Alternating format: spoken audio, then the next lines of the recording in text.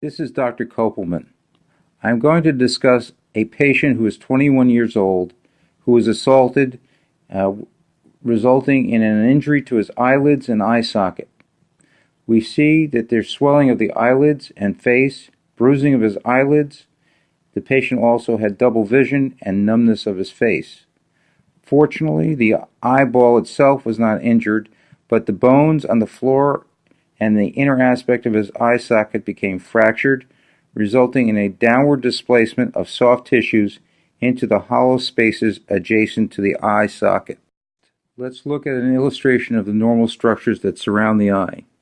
Here the eye appears as a circle in the center, surrounded by muscles that move the eyes up and down, side to side. They are interconnected by the orbital fibers, and the walls of the eye socket, also called in medical terminology the orbit, are surrounded by four bony walls. Notice that the inner or medial wall is adjacent to a hollow space called the ethmoid sinus, and the inferior wall is adjacent to a hollow space called the maxillary sinus. Next, we turn to an illustration of the normal bony architecture of the eye socket. Here we see that the bones on the floor and the medial wall are very thin and are vulnerable to breaks. This is actually a fortunate anatomic feature because the bones tend to fracture before the eyeball itself ruptures.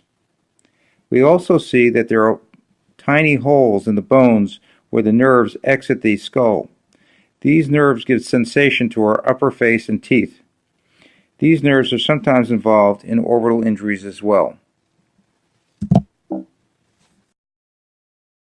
When a person is hit in the eye by a fist, exploding airbag, or a baseball, the pressure increases rapidly. The eye and surrounding tissues become deformed, and the floor of the orbit blows out. The bones and the contents of the orbit are forced downward, causing an entrapment of muscle, fat, and orbital fibers.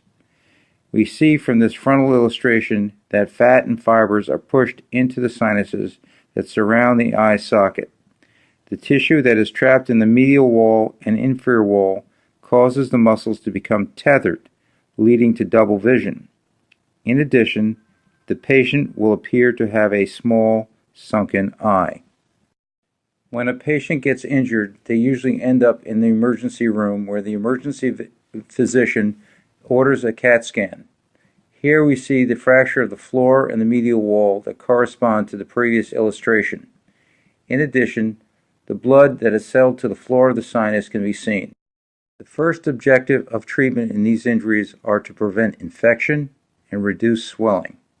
Patients are placed on oral antibiotics and steroids. They are instructed not to blow their nose because air can enter the orbit, leading to infections.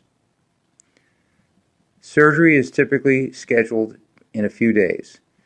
An incision is made on the inner aspect of their lower eyelids. The tissues that have been prolapsed into the surrounding sinuses are pulled back to their normal position, and a custom-sized plastic implant is slipped over the broken bones to prevent tissue from slipping back into the sinuses.